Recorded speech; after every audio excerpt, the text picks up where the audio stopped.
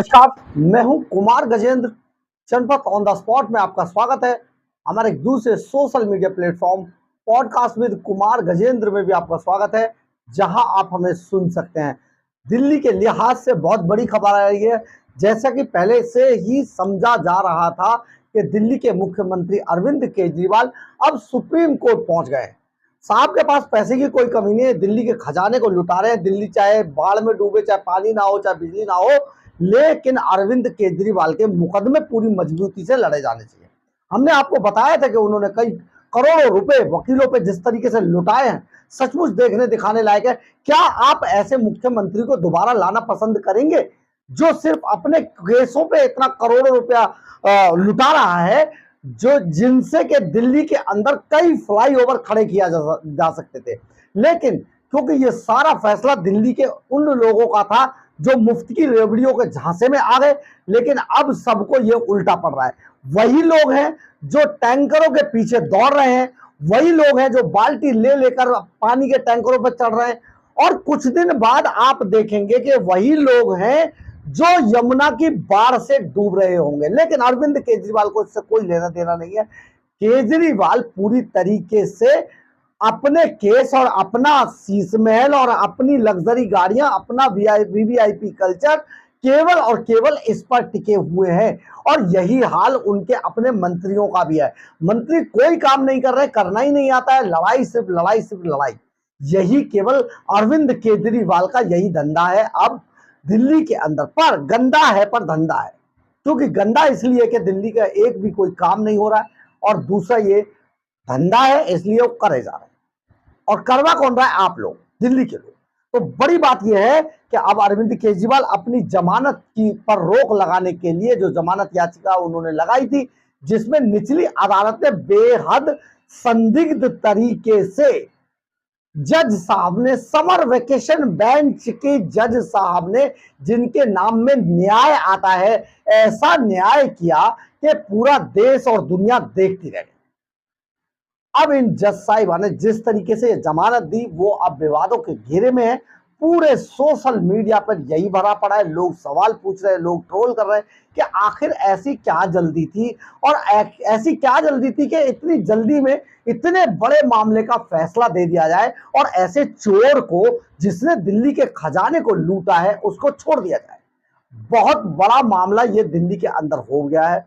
लेकिन जब ईडी ने अगले दिन तुरंत इस बात पर अपील की, क्योंकि मैडम जज साहब ने उनको अपील करने का टाइम भी नहीं दिया और सीधा कह दिया जमानत है, आप जाइए, अब जो देखा जाएगा वो होगा। लेकिन इसके एवज में ईडी अगले दिन फिर सुबह सुबह हाई कोर्ट चली गई, और हाई कोर्ट के अंदर ये जो मामला था पूरे तरीके से औंधे मुंह धड़ाम से गिर गया। और जो हाई कोर्ट की बेंच थी, उन्होंने अरविंद केजरीवाल की जो जमानत थी, जिसमें वो रिहा होकर कुछ ही घंटों में दिल्ली की तिहाड़ जेल से बाहर आने वाले थे, उस पर रोक लगा दी, और अरविंद केजरीवाल अब तिहाड़ जेल के अंदर ही बैठे हुए। तो केजरीवाल की जमानत पर जिस तरीके से ईडी पहुंची और उस पर रोक लगाई, आज उस रोक को हटाने के लिए अरविंद केजरीवाल सुप्रीम कोर्ट पहुंच गए।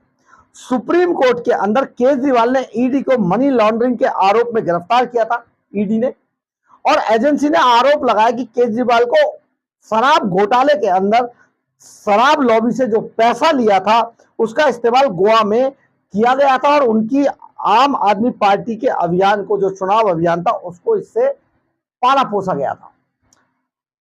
दिल्ली के मुख्यमंत्री ने सारी जो चीजें शराब घोटाले के अंदर की, उनके एवज में उनकी गिरफ्तारी हो चुकी है, और सुप्रीम कोर्ट का आप दरवाजा खटखटा रहे हैं अरविंद केजरीवाल।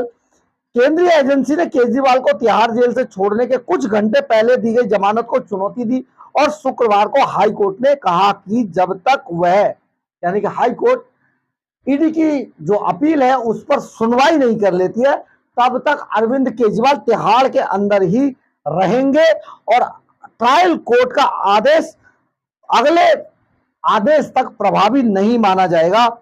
इस मामले पर अरविंद केजरीवाल के वकीलों ने कल पूरे दिन सुनवाई की। जहां तो कि अरविंद केजरीवाल ने मनी लॉन्ड्रिंग के मामले में गिरफ्तार किया गया था उनको, और एजेंसी ने आरोप लगाया कि केजरीवाल को उत्पाद शुल्क यानी कि शराब नीति के जो मामला था, जो शराब नीति से जो पैसा लिया था, उस मामले में उनकी पार्टी को बहुत बड़ी रकम रिश्वत के तौर पर मिली थी। इसके बाद ईडी ने कई सम्मन भेजे, 9 सम्मन भेजे। जब वो नहीं हुए तो 21 मार्च को ईडी ने अरविंद केजरीवाल को गिरफ्तार कर लिया और तर्क दिया कि केजरीवाल को जमानत देने का ट्राई कोर्ट का आदेश जो है वो विकृत था। और इसमें जब वो हाई कोर्ट पहुंची ईडी, तो इसमें गंभीर प्रतिक्रियात्मक अनियमितताएं थी। इसमें कहा गया है कि अदालत का आदेश त्रुटिपूर्ण था क्योंकि यह गलत जानकारी पर आधारित था। क्योंकि जो जज साहिबा थी ट्रायल कोर्ट की, उनको कोई जानकारी नहीं थी, उन्होंने केस को फाइल को नहीं पढ़ा, किसी चीज को नहीं पढ़ा, बस आके जमानत दे दी।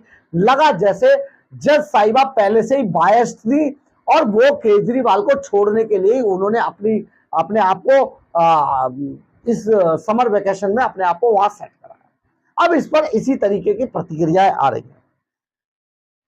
अब जब रोक लग गई है तो सुप्रीम कोर्ट में अब ये मामला चला गया है।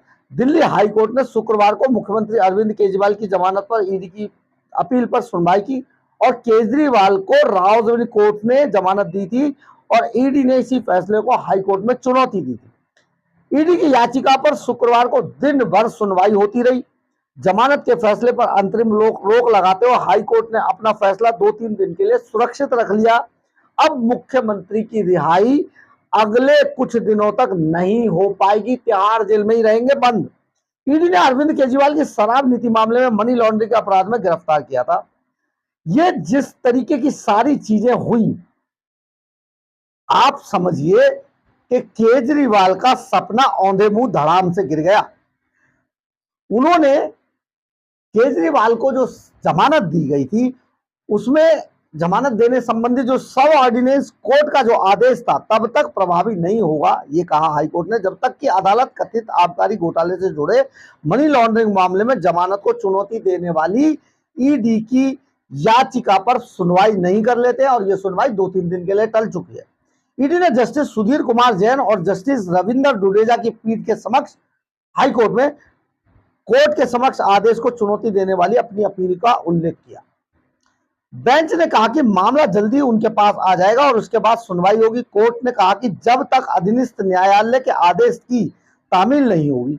ईडी की ओर से पेश हुए अतिरिक्त सॉलिसिटर जनरल एसवी राजू ने गुरुवार को शाम को पारित अधीनस्थ न्यायालय के आदेश पर रोक लगाने की मांग करते हुए कहा कि एजेंसी को अपना मामला रखने का उचित अवसर नहीं दिया गया। उन्होंने कहा कि कोर्ट के अंदर जो जज साहिबा थी, उन्होंने ईडी को बोलने ही नहीं दिया। यानी कि पहले से वो तय करके आई थी कि आज केजरीवाल का मामला आया और उन्हें जमानत देनी है, बाहर निकालो, जेल से क्या कर रहे हैं। ये आदेश जज साहिबा का पूरी तरीके से विवाद का विषय बन चुका है। उन्होंने कहा 20 जून को रात 8 बजे के करीब फैसला सुनाया।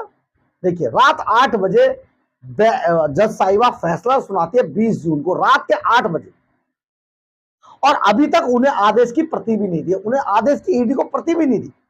एसवी राजू ने दलील दी कि आदेश पारित होने के बाद भी जब ईडी के वकीलों ने सबऑर्डिनेंस कोर्ट से आग्रह किया कि वे अपने आदेश को 48 घंटे के लिए स्थगित रखें ताकि वे हाई कोर्ट का दरवाजा खटखटा सकें, उनके इस अनुरोध पर भी विचार नहीं किया गया। मैडम ने सुना ही नहीं। आप समझिए, यह हाल तब है जब उनके नाम में न्याय लग रहा है। ये कैसा न्याय था? तो फाइल पढ़ी नहीं, केस पढ़ा नहीं, कुछ नहीं, समझा नहीं, कोई बात नहीं की, सिर्फ आके जमानत दे दी और बड़े बड़े लोगों के उदाहरण दे दिए। उन्होंने कहा मुझे लिखित दलीलें दाखिल करने के लिए 2 से 3 दिन का उचित समय नहीं दिया गया, ऐसा ही नहीं किया जा सकता, तथ्यों के आधार पर मेरा मामला बहुत मजबूत है, यह एसपी राजू ने कहा। लेकिन जब होते ना कि जब कोई ये तय करके आए कि बस अब ये काम करना है तो उसको कोई प्रभावित नहीं कर सकता, ऐसा ही हुआ उस दिन अदालत के अंदर। पर ये अब मामला हाई कोर्ट के अंदर चला गया और हाई कोर्ट ने 2 से 3 दिन के लिए इस पूरे मामले को टाल दिया और अब यह मामला सुप्रीम कोर्ट के पास चला गया है। सुप्रीम कोर्ट में देखते हैं आगे माननीय सुप्रीम कोर्ट क्या आदेश देगा। लेकिन इससे पहले ही जो वैकेशंस हैं शायद वो खत्म हो जाएंगी कोर्ट की और ये मामला फिर से लटकेगा और अरविंद केजरीवाल लंबे समय तक टेंशन के अंदर, पता नहीं टेंशन तो उस आदमी को होती है नहीं होती है, लेकिन वो लंबे समय तक अब तिहाड़ जेल के अंदर अभी बुक रहेगी। बहरहाल अगर आपको हमारी खबर अच्छी लगी हो तो आप इसे लाइक, सब्सक्राइब और शेयर जरूर करें। कमेंट्स बॉक्स में अपनी राय जरूर लिखें, इससे हमें बहुत बहुत बहुत ऊर्जा मिलती है। और अगर आप हमारे चैनल पर नए तो हमारे चैनल को ज्वाइन करना ना भूलें। और अगर आप हमें आर्थिक रूप से मदद करना चाहते हैं तो आप हमारे चैनल को सुपर थैंक्स या फिर क्यूआर कोड को स्कैन करके हमें आर्थिक रूप से मदद भी कर सकते हैं। एक बार और, अगर आपको हमारा चैनल कैसा लगता है, हमारी खबरें कैसी लगती है, हमारी खबरों के बारे में क्या राय है, चैनल के बारे में क्या राय है, तो प्लीज कमेंट्स बॉक्स में अपनी राय जरूर लिखें। कई बार हम आपकी राय से अपनी राय बनाते हैं, कई बार आपकी राय को हम अपनी खबरों के अंदर आपके नाम के साथ शामिल करते हैं। जय हिंद, जय भारत।